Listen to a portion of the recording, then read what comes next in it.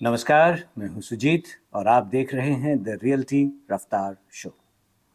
आज का सवाल बहुत पुराना भी है और बहुत करंट भी। हम सब ने कभी ना कभी ये लाइन सुनी है, प्रॉपर्टी ले लो, रियल एस्टेट से सेफ कुछ नहीं होता। लेकिन क्या ये बात आज भी उतनी ही सच है जितना पहले समझा जाता था, या फिर अब मार्केट बदल चुका है? इन्वेस्टमेंट की डेफिनेशन बदल चुकी है और सेफ्टी का मतलब भी अब बदल चुका है।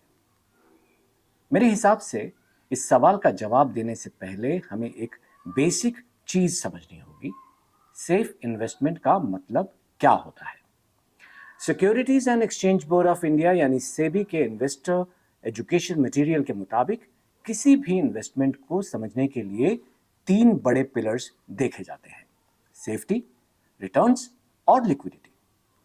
सेबी डाइवर्सिफिकेशन की इंपॉर्टेंस भी बताता है, यानी सिंपल लैंग्वेज में कोई इन्वेस्टमेंट सेफ तब मानी जाएगी जब कैपिटल रिलेटिवली प्रोटेक्टेड हो, रिटर्न की संभावना हो और जरूरत पड़ने पर पैसे निकाले भी जा सके। यहीं से रियल एस्टेट को ऑनेस्टली देखना जरूरी हो जाता है। सबसे पहले एक बात साफ है कि इंडिया में रियल एस्टेट की अपील आज भी बहुत स्ट्रांग है। ऐसा मैं इसलिए कह रहा हूं क्योंकि ये विजिबल एसेट है, टच एंड फील एसेट है। और इंडिया जैसे मार्केट में घर सिर्फ इन्वेस्टमेंट नहीं होता, बल्कि सिक्योरिटी, स्टेबिलिटी और सोशल कॉन्फिडेंस का भी हिस्सा होता है।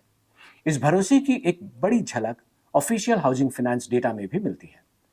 नेशनल हाउसिंग बैंक की एनुअल रिपोर्ट 2024-25 के मुताबिक इंडिया में outstanding individual home loans financial year 2015 के अनुसार 9,98,000 करोड़ रुपए से बढ़कर फाइनेंशियल ईयर 2025 में 37,14,000 करोड़ रुपए तक पहुंच गए।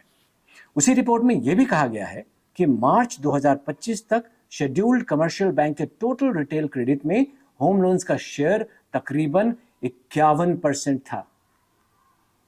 इसका मतलब सिंपल है, हाउसिंग सेक्टर इंडिया के फाइनेंशियल सिस्टम में पेरिफेरल एसेट क्लास या यूं कहें कि साइड इन्वेस्टमेंट कैटेगरी नहीं मानी जाती है।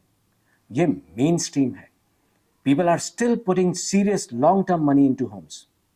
जी, दूसरी बात, रेजिडेंशियल प्राइसेस ने ब्रॉडली रेजिलियंस दिखाई है। मतलब कि हाउसिंग प्राइसेस ने मार्केट प्रेशर के बावजूद भी अपनी पकड़ बनाए रखी है। नेशनल हाउसिंग बैंक के NHB Residex Q4 financial year 2024-25 press release के मुताबिक 50 शहरों के कंपोजिट हाउसिंग प्राइस इंडेक्स में 7.5% ईयर ऑन ईयर ग्रोथ दर्ज हुई। उसी रिलीज में यह भी कहा गया है कि 48 सिटीज में प्राइसेस बढ़ी, जबकि 2 सिटीज ऐसी थी जिनमें डिक्लाइन भी रिकॉर्ड की गई। यह पॉइंट बहुत इंपॉर्टेंट है क्योंकि यह तीन बातें एक साथ बताता है। पहली, हाउसिंग मार्केट ब्रॉडली पॉजिटिव रहा। दूसरी, यह पॉजिटिविटी यूनिफॉर्म नहीं थी, यानी रियल एस्टेट ऊपर जा रहा है कहना बहुत ब्रॉड स्टेटमेंट है, क्योंकि अगर कुछ सिटीज और कुछ पॉकेट्स बेहतर परफॉर्म करते हैं तो कुछ नहीं भी करते हैं। और तीसरी बात, ट्रांसपेरेंसी पहले से काफी बेहतर हुई है। Ministry of housing and urban affairs यानी महुआ के रेरा एफएक्यूज के मुताबिक रेरा का उद्देश्य है अकाउंटेबिलिटी बढ़ाना, ट्रांसपेरेंसी लाना, फेयर प्ले इंश्योर करना और फ्रॉड्स तथा डिलेज को कम करना। और सिर्फ ऑब्जेक्टिव की बात नहीं, इंप्लीमेंटेशन की स्केल भी बड़ी है। महुआ की सितंबर 2025 सेंट्रल एडवाइजरी काउंसिल यानी सीएसी मिनट्स के मुताबिक 1 सितंबर 2025 तक नागालैंड को छोड़कर सभी स्टेट्स और यूनियन टेरिटरीज ने रेरा रूल्स नोटिफाई किए थे और अथॉरिटीज सेटअप की थी। उसी ऑफिशियल नोट में यह भी कहा गया कि 1,51,000 से अधिक प्रोजेक्ट्स रजिस्टर हुए और 1,47,000 से अधिक कंप्लेंट्स को डिस्पोज या यूं कहें कि निपटारा किया गया। इसका मतलब क्या है? इसका मतलब ये नहीं कि रिस्क खत्म हो गया, लेकिन ये जरूर है कि सेक्टर पहले की तुलना में ज्यादा रेगुलेटेड, ज्यादा विजिबल और बायर के लिए कंपैरेटिवली अधिक ट्रांसपेरेंट हुआ है। तो क्या ये मान लेना चाहिए कि रियल एस्टेट अभी भी सबसे सेफ इन्वेस्टमेंट है? मेरे हिसाब से आंसर को थोड़ा बारीकी से देखना और समझना जरूरी है। रियल एस्टेट सेफ हो सकता है, लेकिन ऑटोमेटिकली सेफ नहीं होता। और यही इस एपिसोड की सबसे इंपॉर्टेंट लाइन है, क्योंकि रियल एस्टेट की बिगेस्ट स्ट्रेंथ के साथ उसकी बिगेस्ट लिमिटेशन भी जुड़ी होती है। वो लिमिटेशन है लिक्विडिटी की। सेबी की डेफिनेशन के हिसाब से लिक्विडिटी का मतलब है इन्वेस्टमेंट को कैश में आसानी से कन्वर्ट कर पाना बिना उसकी वैल्यू पर सिग्निफिकेंट असर डाले। और यही रियल एस्टेट का वीक पॉइंट है। फ्लैट, प्लॉट, विला या कमर्शियल यूनिट को आप उसी स्पीड से एग्जिट नहीं कर सकते जिस स्पीड से कुछ फाइनेंशियल प्रोडक्ट्स में एग्जिट पॉसिबल होता है। यानी रियल एस्टेट सॉलिड लग सकता है, विजिबल लग सकता है, इमोशनली सिक्योर भी लग सकता है, लेकिन लिक्विड हमेशा नहीं होता। जी। दूसरी लिमिटेशन है कंसंट्रेशन रिस्क। सेबी डाइवर्सिफिकेशन पर जोर देता है क्योंकि एक सिंगल एसेट में बहुत ज्यादा कैपिटल डालना रिस्क बढ़ा सकता है। रियल एस्टेट में प्रॉब्लम यह है कि अक्सर एक प्रॉपर्टी आपकी बहुत बड़ी सेविंग अब्जॉर्व कर लेती है। अगर वही प्रॉपर्टी गलत लोकेशन, वीक प्रोजेक्ट या पुअर टाइमिंग में फंस जाए तो पोर्टफोलियो इम्बैलेंस हो सकता है।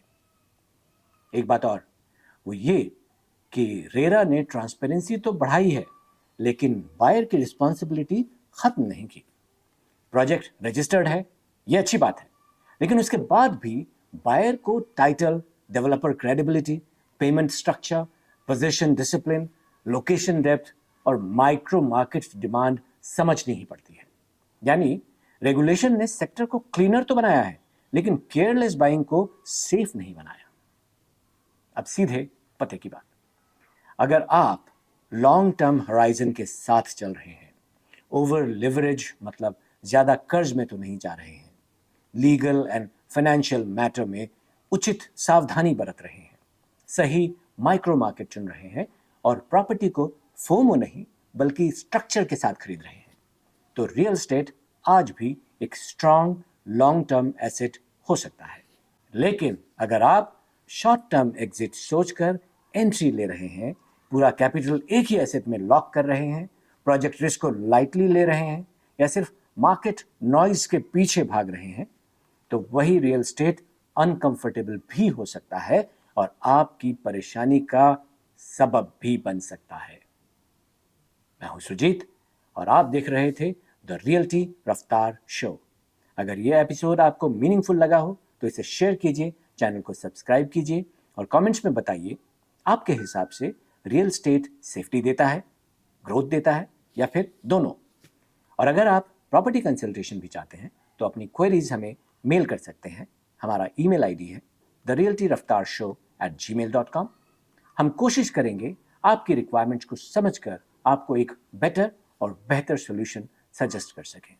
फिर मिलेंगे एक और सीधे सवाल, एक और ऑनेस्ट कन्वर्सेशन के साथ। तब तक के लिए नमस्कार।